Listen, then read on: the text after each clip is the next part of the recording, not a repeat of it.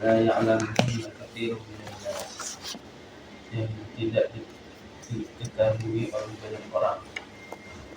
Faman ittaqa syubuhati istabra'a lidinihi wa 'irdihi, barang siapa meninggalkan perkara-perkara syubhat, dia telah mencari keterbebasan untuk agamanya dan agamanya dan kehormatan dirinya. Terus sampai situ ya. Ya. Jadi sekali lagi alhamdulillah, yang halal itu sudah jelas. Yang haram juga jelas. Artinya halal haram itu sudah disampaikan oleh Rasulullah Shallallahu Alaihi Wasallam melalui Al-Quran maupun melalui hadis. Artinya secara umum yang halal dan haram itu sudah sampai kepada kita semua. Sudah terang beneran. Orang Jawa bilang cetok welo-welo. Cetok welo-welo. Artinya jelas. Sejelas matahari yang bersinar terang di siang hari. Nah, tapi ada yang kemudian di antara keduanya ini, tentu jumlahnya tidak banyak, yang syubhat, yang ada kesyabahan, ada keserupaan ini antara halal dan haram ini belum mirip yang halal, mirip yang haram. Ya, karena pendapat satu mengatakan halal, pendapat yang kedua mengatakan haram. Atau barangnya halal, tapi kondisinya nggak jelas. Apa kondisinya halal atau haram? Misalnya kayak Nabi itu pernah nemu kurma di rumah, nemu kurma di jalan. Kemudian Nabi nggak mau makan. Kenapa? Khawatirnya kurma halal nggak? Halal. Tapi kondisinya kurma itu kalau sedekah haram buat Nabi. Kalau bukan sedekah, hibah atau hadiah halal buat Nabi. Tapi kan nggak jelas kondisinya. Apakah ini sedekah atau hadiah? Kalau dia halal, kalau sedekah haram. Bagi keluarga Nabi sampai sekarang itu haram. Nah, di situ ini namanya syubhat. Jadi syubhat itu bisa jadi karena faktor memang tidak jelas status halal haramnya secara zatnya, bisa jadi. Yang kedua secara kondisi. Kayak kodok kemarin kita sampaikan. Ada yang menghalalkan, ada yang mengharam. Kepiting yuyu maksudnya yang sungai itu.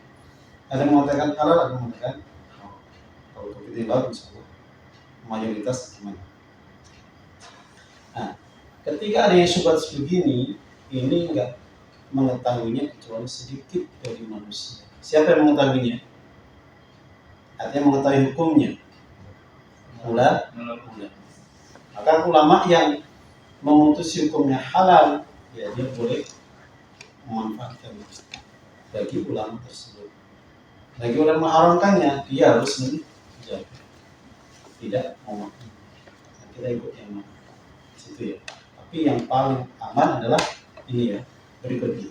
Faman ittaqa syubuhati istabra'a lidinihi wa 'irdihi. Siapa yang menjaga dirinya dari yang syubhat ini, istabra'a, maka dia membebaskan agamanya dan kehormatan. Jadi antum nggak makan kodok itu lebih aman, gitu ya. Antum nggak makan yuyu itu lebih aman. Antum nggak makan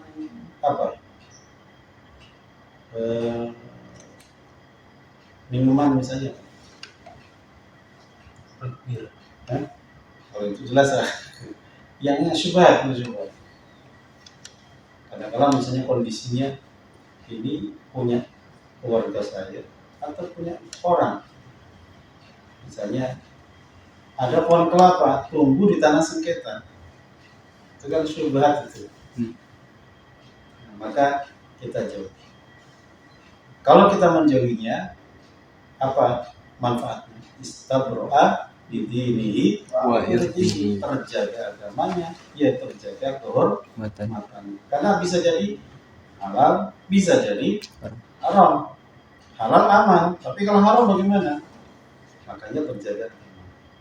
terjaga kehormatannya, karena orang akan melihat orang ini warok, bukan warok orang Madura kan, warok gitu kan, yang suka bawa pisau itu sama bajunya itu oranye putih merah, itu orang Madura United, seragamnya putih merah kan, kayak oranye.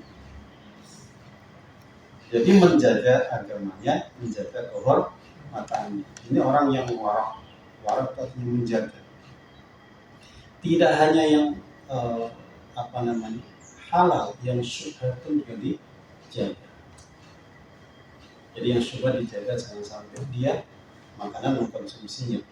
Jangan sampai sesuatu yang tidak boleh atau boleh yang syubhat ini kemudian mengganggu kehormatannya. Jadi faman ittaqa syubhat istabra'a li dinihi. Ittaqa itu apa? Ittaqa itu menjaga, artinya ibarat antum misalnya nih, antum lagi jalan, kemudian ada ini kayak lubang, kayak enggak. Kayak lubang kayak enggak. Ini lubang apa enggak? Kalau antum masuk bisa jadi benar-benar lubang terperosok. Kalau enggak lubang aman. Ibaratnya kayak gitu. Maka lebih baik jaga. Cek dulu, cek. Oh ternyata lubang. Jadi makanya terkait syubhat ini yang paling aman, yang paling warok, yang paling selamat itu adalah menjauhi tikok, tidak mendekatinya. Waalaikumsalam. Itu ya. Faman ittaqa syubhat istabra'a li dinihi wa irdihi. Lanjut. Wa man waqa'a, dan barang siapa jatuh di syubhati, dalam perkara-perkara yang syubhat, waqa'a fil haram, maka dia jatuh dalam keharaman. Ya. Jadi siapa yang jatuh dalam syubhat, maka dia jatuh dalam sesuatu yang haram. Ini ada ada takmilannya. Tidak diartikan kalau kena syubhat langsung haram, tidak. Tapi waqa'a, ada kata hampir jatuh kepada yang haram. Artinya wasilah menuju kepada yang haram. Wa man waqa'a fi syubhati waqa'a fil haram. Jadi kalau dia menjaga, tidak tidak masuk ke dalamnya, maka dia jaga agama dan kehormatan. Kalau dia jatuh dalam syubhat, dikhawatirkan jatuh kepada yang haram. Maka yang paling aman memang menjaga, gitu aja. Gitu ya. Nah, ditamsilkan oleh Nabi karra'i yar'a haula al-hima. Karra'i seperti apa? Penggembala. Yar'a yang menggembala haula al-hima, di sekitar hima. Apa hima? Hima itu artinya daerah terlarang. Ya, hima itu wilayah yang dipagar, yang dijaga. Misalnya tanah yang ini ya. Misalnya ini tanah, loh. Nah, tanah ini dipagar. Pagar. Nah, zaman dulu kan Maghrib nggak pakai arkon. Arkon tahu kan? Yang di tembok-tembok itu namanya arkon. Yang terbuat dari cor-coran itu, yang dari cetakan itu, yang ceplok pasang itu. Kan keras kan? Hah? Cakar ayam. Bukan batak yang kecil itu. Ini namanya arkon. Kalau kita itu arkon. Hebel. Panjang. Hebel itu. Hebel. Emang dari hebel. Yang berat biasanya arkon. Wah, Yang panjang, Yang belakang. ya kayak betul lah, Oh itu ya. pasang kan. Dengan lapis panjang mesti. Hmm. Zaman sekarang, kalau zaman dulu kan enggak. Zaman dulu pagarnya pakai apa? Kayu. Bisa jadi pohon-pohon yang manusia pun bisa mungkin nembus, bahkan juga kambing pun juga bisa nembus. Nah, maka digambarkan yang syubhat ini itu ibarat seperti orang yang menggembala kambing di sekitar tanah yang dipakai. Tadi pagarnya kan rapuh. Namanya kambing, kalau dekat-dekat pagar, kira-kira ada kemungkinan masuk nggak? Kemungkinannya ada. Ibarat kalau tanah di pagar berarti kan haram masuk kan? Haram kan? Artinya ini sesuatu yang haram semua nih. Ya karena bukan tanah dia, ini tanah milik orang, nggak boleh diganggu. Tapi kalau kambing kok digiring ke situ, mengumpul gitu, kemungkinan mereka bisa masuk. Itu tamsil, ilustrasi ketika seseorang mendekat-dekat kepada sesuatu yang haram. Di sini yang haram.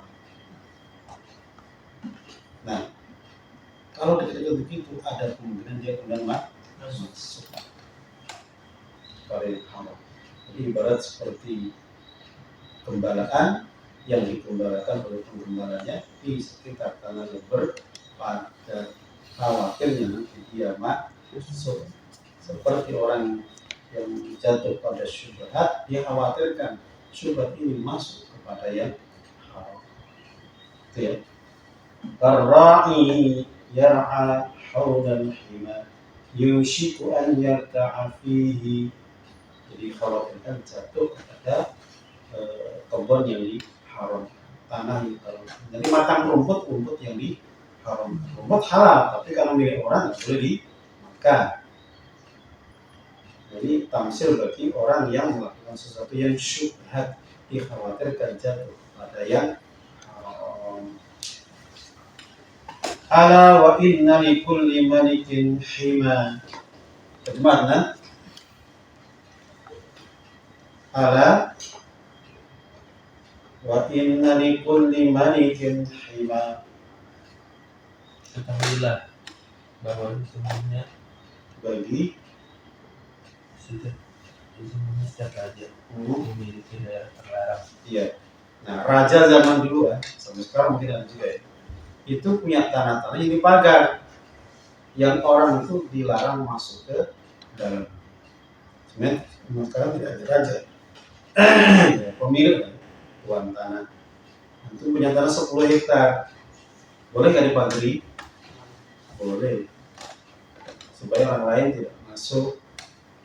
Zaman sekarang parah, tetangganya Fatih sama Reza laut dipagari, ya nggak? Hebat nggak laut dipagari? Iya kan? Iya. Ya. Sama kayak gitu. Sebenarnya tidak boleh, kecuali kalau memang dia pemiliknya. Sementara laut kan milik bersama. Milik bersama jangan dipagari. Tapi kalau raja, penguasa atau pemilik uang tanah, dia boleh memaknai. Boleh saja boleh, semata-mata pun. Ala wa inna himallahi maharim. Dan ketahuilah bahwasanya larangan Allah, tanah yang dipagar oleh Allah adalah maharimu, adalah hal-hal yang diharamkan. Artinya apa? Jadi Allah itu seolah-olah membuat pagar larangan yang jangan sampai kemudian seseorang itu masuk ke dalamnya. Pagar larangan apa? Sesuatu yang haram. Nah, ini yang terakhir, ala wa inna fil jasadi mudghah. idza salahat, di hadis yang lain apa di riwayat yang lain salahat. Idza salahat salahal jasadu kullu. Terjemahnya, Ketahuilah bahwa di dalam tubuh terdapat segumpal daging. Jika baik, maka seluruh tubuh itu salahat atau salahat? Salahat. Salahat ya. Ya. Jadi dalam tubuh manusia ada segumpal daging. Kalau dia baik, maka baiklah seluruh tubuh. Terus, Wa idza fasada al-jasadu kullu. Dan apabila rusak, apabila rusak, maka seluruh tubuh menjadi rusak. terus Ala wahiyal qalbu, ketahuilah ia adalah hati. ya, ketahuilah dia adalah hadis riwayat Bukhari dan Muslim. Bukhari. Artinya apa? Benar. Jadi kalau kita kaitkan dengan yang di atas semuanya tadi, kesimpulannya ya, itu semuanya kembali kepada hati. Semuanya kembali kepada hati-hati kita. Makanya muncul yang namanya tazkiyatul qulub, tazkiyatul nafas, bagaimana kita mensucikan ya. Kenapa? Karena hati itu adalah rajanya. Karena hati itu adalah komandannya. Kalau hati kita baik, maka yang keluar baik. Ini penting ya. Hati itu adalah raja. Hati itu adalah komandan. Hati adalah panglima.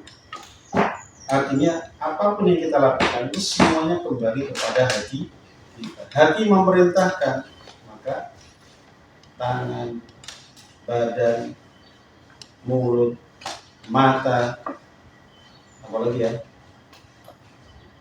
semuanya ya, lisan, itu semuanya adalah wakil daripada hati, mewakili hati kita. Maka jagalah hati. Jagalah hati, jangan kau kotori.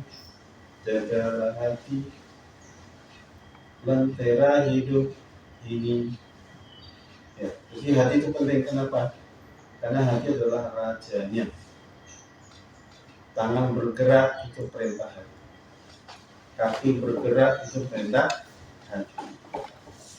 Nah, cuma hati ini harus dijaga. Kalau hatinya itu baik, yang keluar baik. Tapi kalau hatinya buruk, keluarnya buruk. Itu hati apa? Hati yang sakit. Hati yang mati. Kenapa kok sakit? Kenapa? Hati kok sakit kenapa? Ya? Kenapa hati kok terluka? Kenapa? Nah? Selalu mengikuti hawa nafsu. Ya. Jadi hati itu sebenarnya baik, normalnya baik. Hati itu aslinya ya baik. Cuma kita ini kan bukan cuma hati dalam diri kita. Ada nafsu. Kita ini terbuat dari roh dan jasad. Nah, jasad ini terbuat dari tanah. Tanah itu cenderung apa? Naik apa turun? Tanah naik atau turun? Turun. Artinya fisik itu dunia. Kalau hati ukhrawi. Nah di situ. Jadi hati itu pengennya yang ukhrawi, pengen yang baik-baik, pengen sholat, pengen ngaji, pengen puasa, pengen apa lagi? Pengen sedekah, pengen haji, pengen zakat, pokoknya pengen yang baik-baik, pengen ngomong yang baik. Aslinya begitu, tapi ada pengujinya, yaitu nafsu. Nafsu itu ibarat seperti apa? Seperti bayi. Nafsu itu seperti bayi. Ada tamsil ilustrasi Arab itu mengatakan Ya, an-nafsu kat tifli. Maksudnya apa? Tahmilhu syabba ala. In Tahmilhu syabba ala. syabba Ala. artinya apa itu? Jika kau mengikutinya syabba ala. Coba lihat. Aku lihat dulu. Ya. Jadi kalau nafsu itu diikuti, maka dia tidak akan pernah berhenti. Layan fakir. Dia tidak akan, ibarat bayi nyusu itu kalau berhenti sama ibunya sampai SMA juga bakal nyusu. Masa SMA pengen. Jadi nafsu itu seperti anak bayi.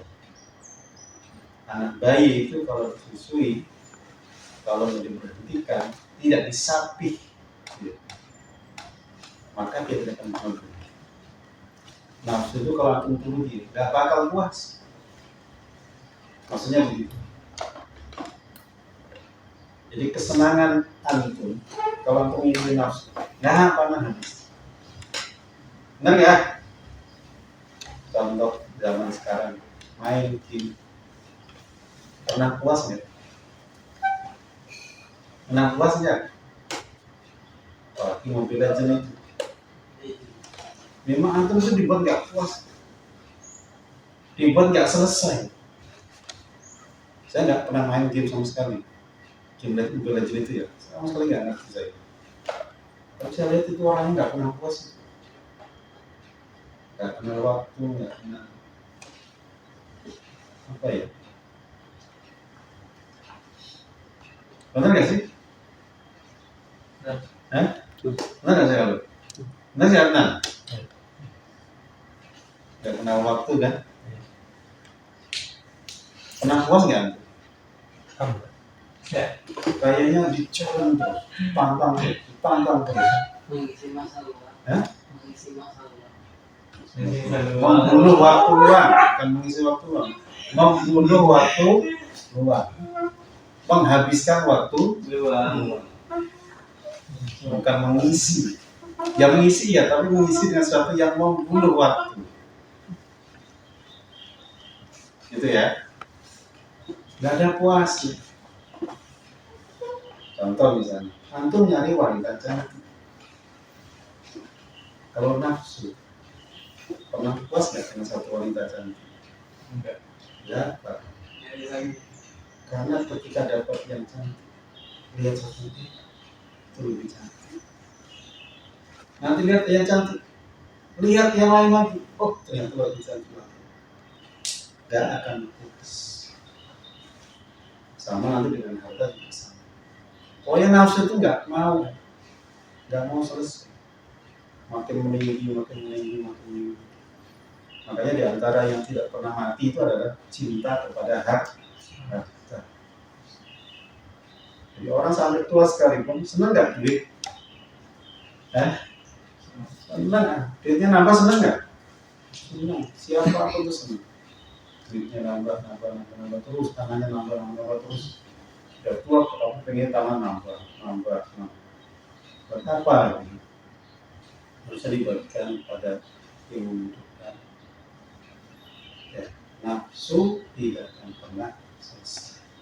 Nafsu ini rivalnya hati. Nah, yang terbaik bagaimana? Nafsu tunduk kepada hati. Jadi bukan nafsu yang menundukkan hati, tapi hati yang menundukkan nafsu. Buat nafsunya menjadi mutmainnah. Ya ayyatuhan nafsul mutmainnah. Hai jiwa, hai nafsu yang tenang. Ibaratnya itu, nafsu itu ketika dikendalikan oleh hati ibarat seperti kuda. Kuda antum kasih kacamata, antum kasih kendali. Nah itu udah aman lah. Kuda itu nurut kemana-mana. Antum bawa kemana tuh ini, kanan. Nah. Tapi kalau kuda itu nggak ada iketannya, nggak ada kacamatanya, udah semau-maunya liar itu. Udahnya liar. Antum nggak bisa mengendalikannya. Antum nggak bisa mengawal, susah. Makanya nafsu terus diikuti, bukan dibiarkan. Kalau dibiarkan tambah liar. Seperti kuda liar. Emang kok bisa kuda liar bisa diambil susu? Ini di Sumbawa nih. Ini gimana caranya? Ya? Di mana? Semua Itu kuda liar atau kuda jinak? udah lihat kan. Ngambilnya gimana? Tapi sekarang udah Iya, ngambilnya gimana? Kuda liar diambil. jadi ini Itu sebenarnya kuda jinak. Ya, kuda liar yang dijinakkan. Ya, jadi nafsu itu harus dituntun, harus diarahkan. Kita ini manusia. Kita ini bukan ayam. Kalau ayam nafsunya disalurin kemana-mana dia. Ya nggak? Ayam itu ada betina satu, datengin sama dia. Nanti ada yang lahir, datengin dia. Jadi sembarang tempat itu. Jadi ayam itu nafsunya aja, insting biologisnya. Tapi antum nggak kayak ayam. Antum itu manusia. Antum itu dipelihara. Makanya semuanya diatur, nafsu dikendalikan. Nah, kalau nggak dikendalikan bahkan liar dan berbahaya. Makanya misalnya orang punya harta, nggak boleh harta dimiliki sendiri. Maka Islam buat aturan supaya terkendali, ada kewajiban zakat. Akan lebih baik lagi kalau banyak membayar wakaf. Apalagi suka memberi sedekah, suka memberi hadiah, suka memberi hibah. Jadi dikeluarkan terus supaya apa? Nanti nafsunya ini enggak merajalela. Kalau nafsu terhadap harta, bukan harta dia saja, harta orang lain pun menjadi halal buat dia. Ini kalau nafsunya tidak terkendali, liar, milik orang lain, pokoknya saya mau, saya ambil. Tanah misalnya, tanah antum segini, bagaimana tanah orang lain itu bisa menjadi milik saya? Dengan jalan zalim sekalipun, pakai kekuasaan, kayak tanah pagar itu kan, pinjam kekuasaan ya, dipagari milik orang, itu nafsunya ini enggak terkendali. Jadi dibuat aturan, kasih pagar supaya tidak liar cinta kepada harta. Boleh nggak kita cinta harta? Boleh nggak? Boleh, tapi harta yang halal. Itu kan harta ya. Terkait wanita juga sama. Siapa di sini nih suka cewek? Itu bagus. Kalau ada yang suka cewek, aku berarti bukan cowok. Hah? Karena kita suka cewek enggak? Bagus tuh. suka Reza. Senang lah. Kalau suka Reza, awasan dulu. Boleh. Istighfar yang banyak. Jamal? Senang cewek enggak? Hah? Ya Pak. Kasih kalau masalah belum. Oh nanti Ya, saya tanya antum tuh ada cewek apa enggak? Tertarik sama cewek enggak? Kalau lihat cewek cantik seneng enggak? Hah? Loh, Ya kita tergantung kalau dia mau seneng. itu senang kedua. Senang pertama yang antum suka. Normal itu. Kalau antum suka Reza tidak normal. Ayo, istighfar yang banyak. Benar ya? Jangan mengatakan sini laki semua tuh antum suka laki. tidak boleh. Ada dulu di pesantren Bojonegoro, itu pesantren itu laki perempuan. Nah, kiainya itu punya apa namanya, punya inisiatif, punya program. Pokoknya kalau ada acara agenda laki perempuan dicampur. Tujuannya apa? Supaya nggak laki-laki ngumpul laki-laki terus, sehingga kemudian terjadi apa, ketidaktertarikan kepada perempuan. Jadi itu ada di pondok tuh. Hah? Ada aja di pondok. Ya makanya maksud beliau itu seperti itu, tapi kan juga bahaya juga itu. Di sana tuh deket sekali, cewek-cewek itu ngobrol, tawa-tawa, ngopi bareng gitu. Wah, ya positifnya ada. Akhirnya laki itu tidak hanya bergaul dengan laki saja, iya bagus. Tapi kan sama perempuan lebih bahaya lagi nanti. Kalau berlanjut kan keterusan. Oke ya. Jadi nafsu kepada perempuan itu wajar. Itu di Quran loh ya. Zuyyina lin-nasi hubbus syahawati minan nisa. Akhirnya dijadikan indah, rasa suka, tertarik kepada yang namanya wanita, artinya lawan jenis. Perempuan suka laki, laki suka perempuan. Itu ada lagunya kan?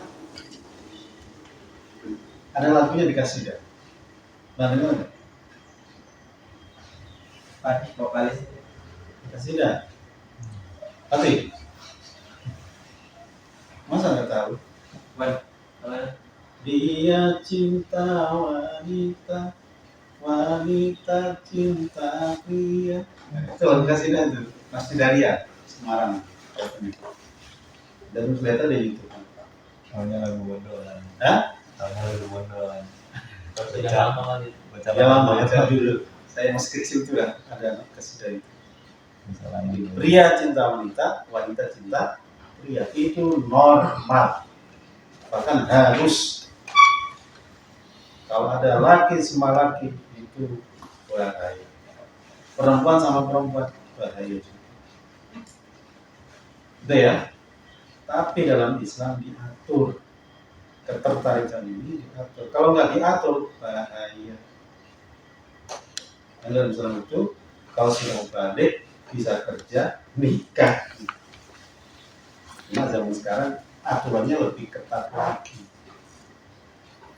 Walaupun ketat di sini longgar di yang lain. Jadi ketat itu apa? Pernikahan itu dibatasi maksimal minimal 18 tahun ya. 21 bulan dulu. Yang laki 21, Yang perempuan 19. yang perempuan 19. 19. Kadang-kadang ada yang baru 18 dituain jadi 21. Yang perempuan baru 16 17 dinaikin jadi 19. Dan ya, kenapa kedua aturan 21, 19 atau 18? Karena berdasarkan hitungan sosial. Artinya zaman kan berubah ya. Usia 21 zaman sekarang itu dianggap sudah matang. Kalau zaman dulu bukan 21. 2. Ya? 2 ada lagi. Soalnya Kalau ada 1 2 gitu. yang dulu kan? Ya. Zaman dulu 21 udah tua. Gitu ya. 15 itu udah balik, udah siap nikah. Bahkan zaman dulu itu sebelum balik aja sudah dinikahkan. Iya ya? Tunangan. Hah? Bukan cuma yang menikah itu lah. Ada buku banyak. Buku dulu. Nah zaman sekarang nggak bisa. Cuma masalahnya dibatasi sampai 21, tapi faktor yang untuk menarik biologis itu yang memberikan peluang untuk hubungan suami istri sebelum nikah itu dibuka. Ya, itu masalah. Harusnya itu ditutup semua, nikahnya sampai 21 gitu ya. Karena usia matang sekarang anak-anak itu hampir sampai lulus kuliah mereka masih belum matang. Umur 24 masih kayak anak mami. Apa kata mami, apa kata mama. Ada. Ini cerita ya. Tapi nggak kenal. Jadi ada bapak ibu, bapaknya pengusaha, ibunya ASN, PNS dulu. Itu anaknya nggak boleh kerja, suruh sekolah terus, akademik. Jadi anaknya itu ujian SMA itu matematika 100, fisika 100, pokoknya 1100. Kemudian kuliah pun juga sama, kumlot terus sampai kemudian nikah. Apa yang terjadi? Ketika sudah menikah di dalam keluarga itu, justru si laki-laki ini tidak bisa menafkahi keluarga. Dan orang pintar loh, orang pintar. Ternyata si laki-laki ini tidak punya problem solving, karena dia cuma belajar. Belajarnya terbatas hanya akademik, nggak pernah mikir kerja, nggak pernah mikir capek, nggak pernah mikir macam-macam. Sekolah belajar. Ya, gaul macam-macam. Itu menjadi artinya usia segitu nggak bisa problem solving. Terus dia buka usaha, gagal terus. Justru yang pintar malah istrinya itu PNS, kesehatan, dia gigih, punya bisnis macam-macam. Jadi suaminya ini dibiayai oleh istrinya, kayak gitu. Jadi sudah kuliahnya belum mati. Kenapa? Karena dia akademik top. Nah makanya itu di pesantren itu dibuat supaya untuk aktif, tidak sekedar apa, ada piket, kerjakan, ada tanggung jawab, apalagi jadi ketua kamar, apalagi pejabat.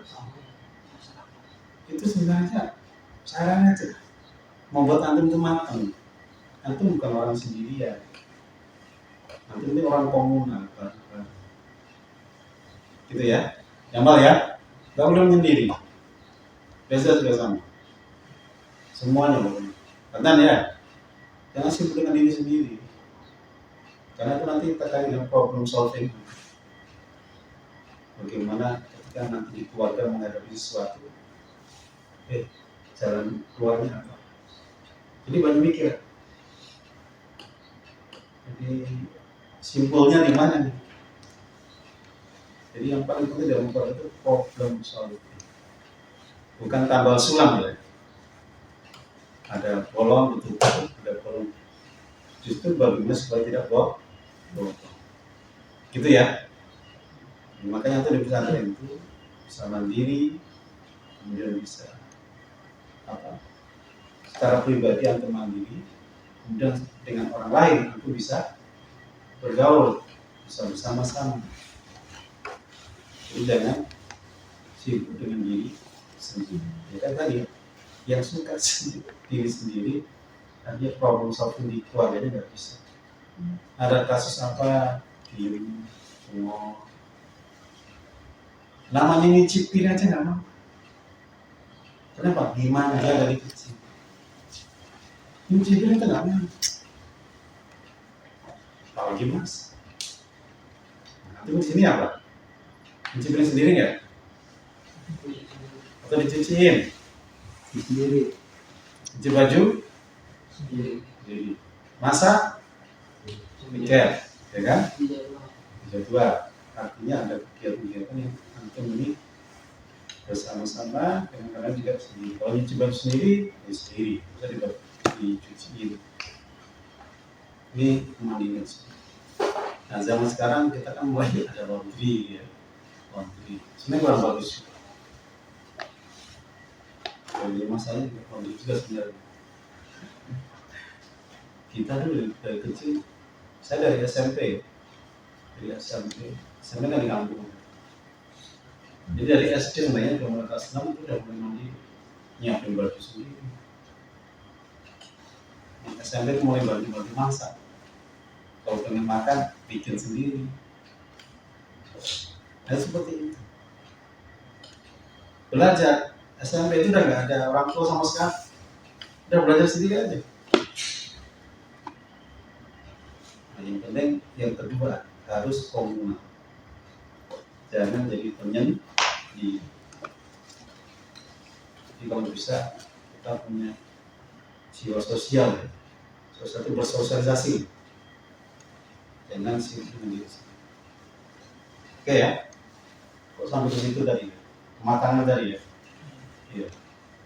Jadi nafsu namanya laki tertarik perempuan wajib. Kalau tidak tertarik tidak normal, berbahaya. Itu jenis manusia yang unik, tapi nggak boleh dilestarikan, harus diedukasi. Pokoknya bagaimana dia cinta sama perempuan. Bahaya ya.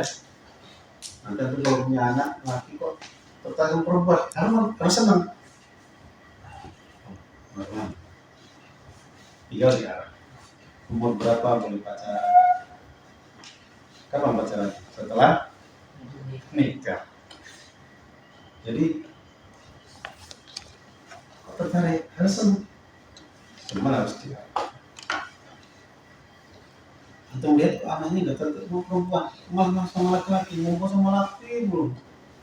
Kadang-kadang nyium anak laki, wah ini bahaya ini. Ini bahaya, harus diarah. Gitu ya. Jadi Islam itu mengarah, bukan membatasi,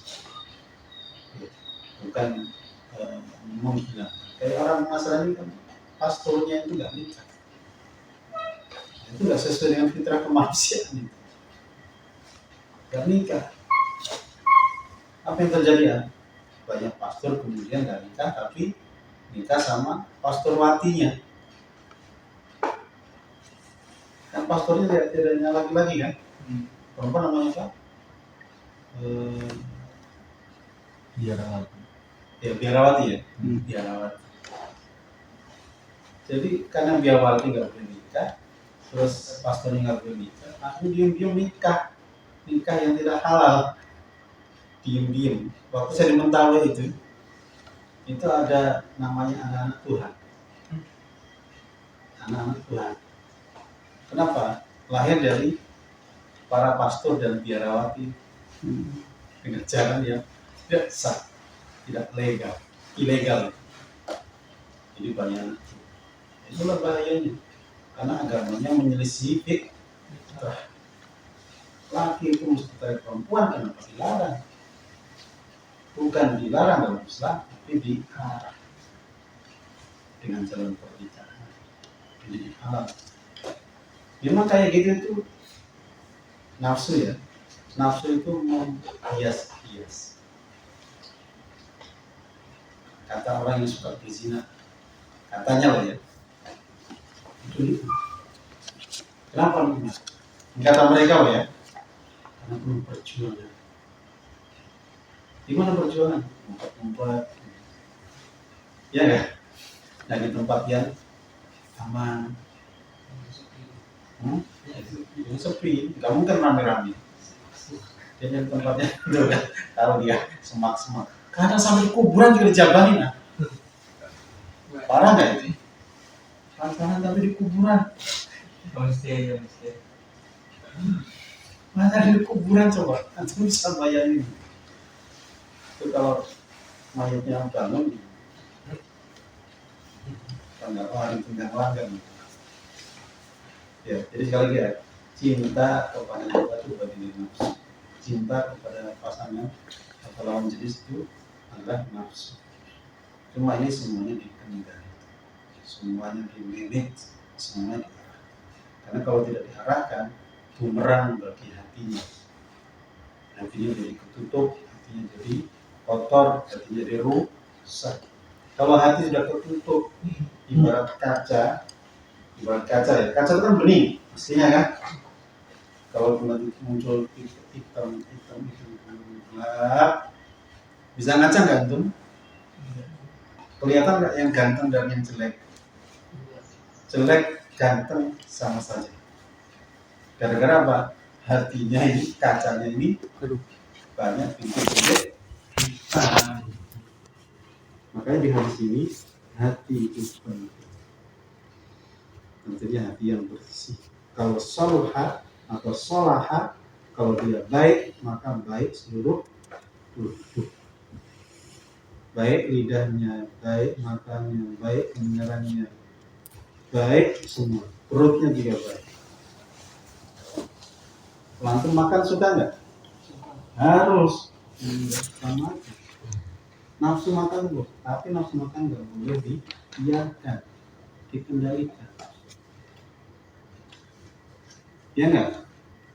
Kalau nafsu makan antum turuti, makan apa saja, ya. Islam itu, ini yang haram, ini yang haram, ini yang syubhat, yang syubhat tidak. Ini ada kodok, ini ada ayam, ini ada bebek, pilih yang mana? Kemarin kita sampaikan kan yang halal itu lebih banyak. Lebih banyak kan ayam, bebek juga macam-macam, ayam juga macam-macam. Ayam macam-macam enggak?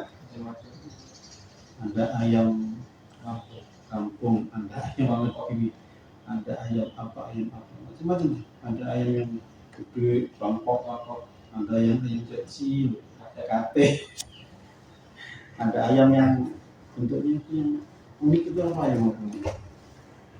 Yang super, yang umum tuh. Yang burung merah. Bing. Ayam apa namanya? Hasilnya halus banyak. Cuma itu tadi, seringkali nafsu ini menghias-hias. Nah nanti yang menentukan adalah hati. Cuma hati harus dirawat seperti kaca tadi, tetap bening, sehingga yang apa namanya, yang ganteng jadi kelihatan, yang jelek juga kelihatan, yang baik kelihatan, yang buruk kelihatan, sehingga hati ini tidak tertarik pada yang buruk, tertarik kepada yang baik.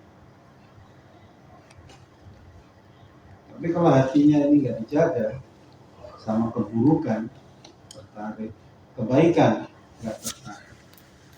Yang halal nggak tertarik malah sama yang haram. Ada minum air putih, ada khamr, milih khamrnya dibandingkan air putih. Sebenarnya sudah tidak wajar. Jadi hatinya harus dibersih, harus di laundry hati. Ya kan ya? Hatinya harus di laundry. Orang kok suka main game terus-terusan, nggak kenal waktu. Berarti hatinya ini terpenjara oleh nafsu. Tunduk kepada nafsu. Saya nggak suka membela jin, kenapa? Sangat tidak suka. Karena gara-gara itu kemudian orang itu emosionalnya nggak terkendali. Nggak terkendali.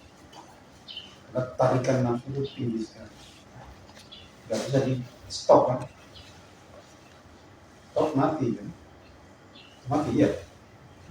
Kalah kan? Stop mati, stop kalah. Orang main game kan waktunya azan, oh iya, kan enak gitu kan? Nah ini gak perlu stop kalah. Gimana? Kita yang mengendalikan, apa dia mengendalikan? Gitu ya. Jadi hati kita yang mengendalikan itu semua.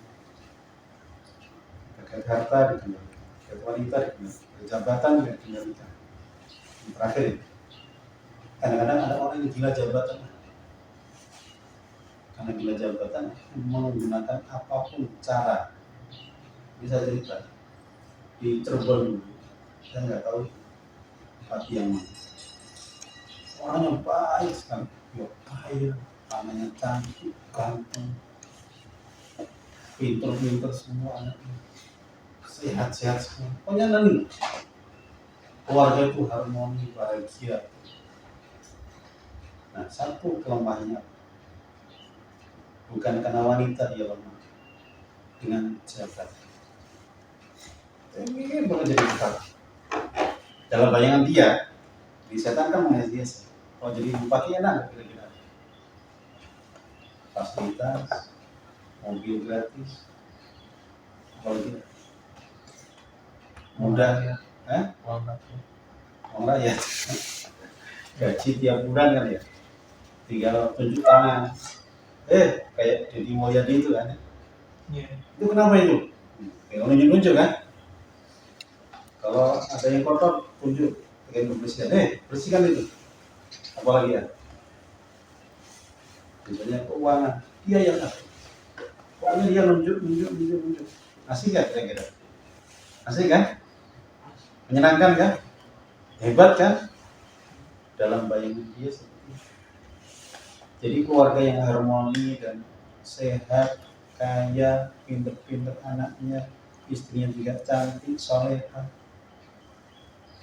Tapi karena gila jabatan tadi, akhirnya dia ikut pilkada. Kalau rumah itu jadi setelah jadi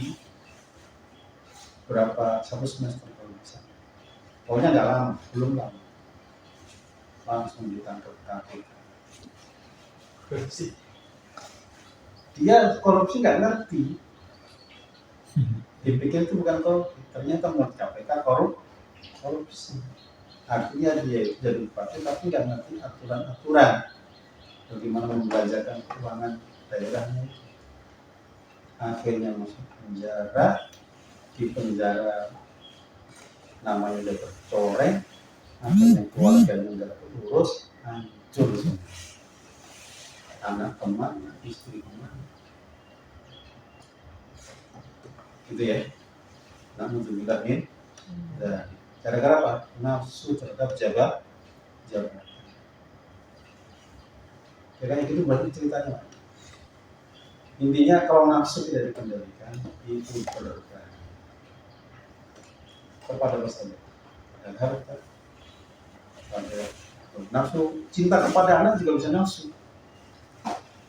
Anak ini tambah lagi nih, nafsu cinta kepada anak. Orang tua cinta kepada anak harusnya benar, harus kan? Tapi kalau cintanya sudah nafsu, sudah berlebihan, itu malah justru. Contohnya apa? Anak berantem sama temennya, yang salah anak, yang dibela siapa? Anaknya nggak pernah disalahin. Pokoknya selama anaknya pasti benar. Dan itu pendidikan yang nggak benar juga. Contohnya apa? Anaknya jatuh, siapa yang disalahin? Lantainya disalahin, kodok disalahin, anaknya disalahin, tapi anaknya nggak disalahin. Itu bahaya. Nanti kalau jadi pejabat, anaknya diangkat-angkat kan. Sekarang banyak dinasti kan, dinasti politik. Kayak Pak SBY itu kan cintanya kepada anak. Ya, semoga diarahkan yang benar lah ya. Ya kalau misalnya bukan hanya Pak SBY, naik nggak kira-kira? Ya ada mungkin naik, ada mungkin tidak. Tapi karena hanya SBY, jadi pimpinan terus, jadi ketua terus, nggak pernah jadi anak buah. Itu karena cinta kepada anak harus, tapi berlebihan tidak. Udah berlebihan itu nafsu yang bekerja. Kalau udah nafsu berbahaya. Ini lagi ramai nih Pak Mulyono ini. Cinta kepada anak, bagaimana anaknya jadi wakil presiden. Bagaimana jadi wakil presiden? Umur nggak nyampe. MK harus diutak-atik.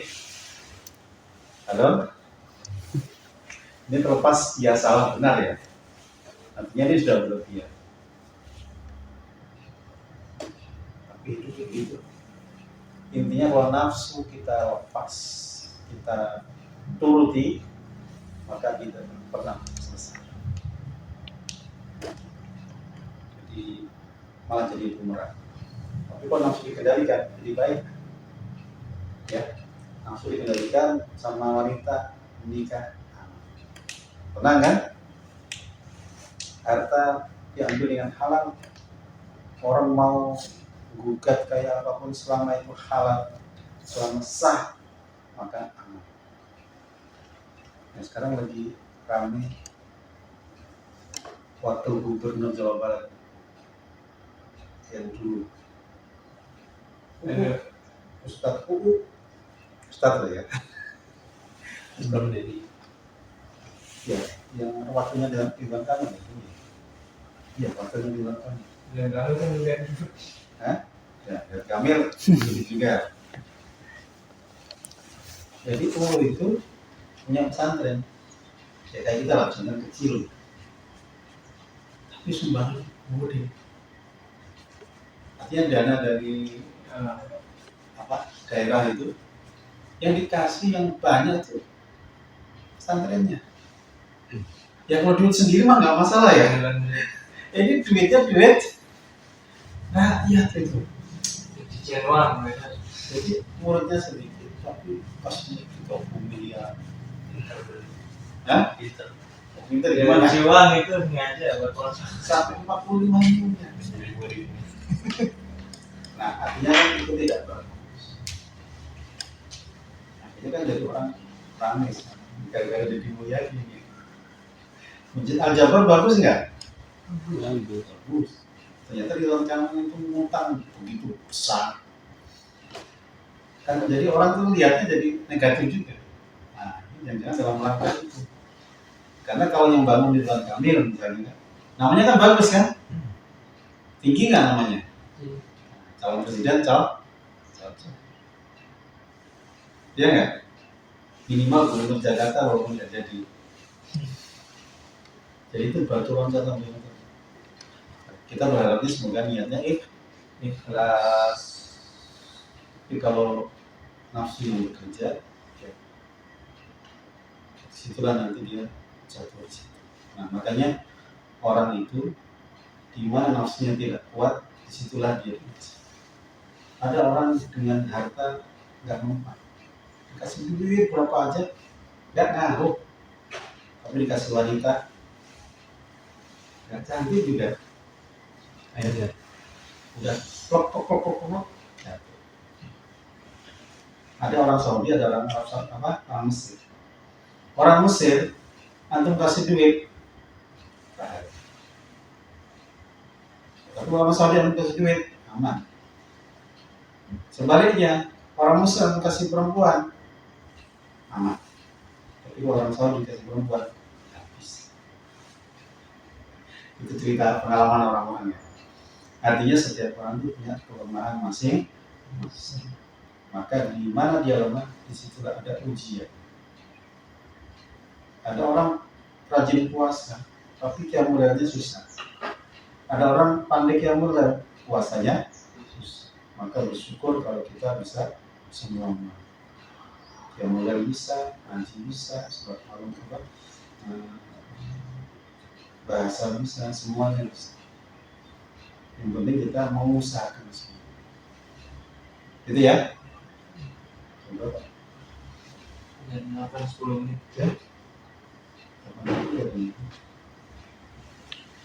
Oke ya. Jadi intinya kembali kepada hati. Kalau hati baik seluruh tubuh. Kalau hati rusak seluruh tubuh. Artinya hati adalah pengendali. Hati adalah raja. Hati adalah panglima. Jangan sekali-kali nafsu jadi panglima. Terkait apa? Kalau jiwanya dunia, karena nafsu itu sebenarnya dunia ya. Gak ada orang keluarga berantem gara-gara nggak sholat malam. Iya ini nggak bangun sholat malam. Gimana sih ya? Ada kalau begitu. Mama ini kenapa aku udah bangun sholat malam? Ini papa mau sedekah kenapa nggak diingetin? Jarang. Tapi kalau istri bisa cerai kena duitnya enggak ada. Suami istri berantem gara-gara dulu biasanya itulah nafsu dan maka hati yang jadi panglima, hati yang jadi raja, maka insya Allah semuanya dimudahkan dan Islam. Amin, amin ya rabbal alamin. Satu aja nih buat kita. Insyaallah nanti kita sambung di hari Jumat. Allah Subhanahu wa taala. Kita tutup dengan kita majlis. Allahumma bihamdika asyhadu an la ilaha illa anta astaghfiruka wa atubu ilaik. Assalamualaikum warahmatullahi wabarakatuh. Waalaikumsalam warahmatullahi wabarakatuh. Semangat semuanya ya.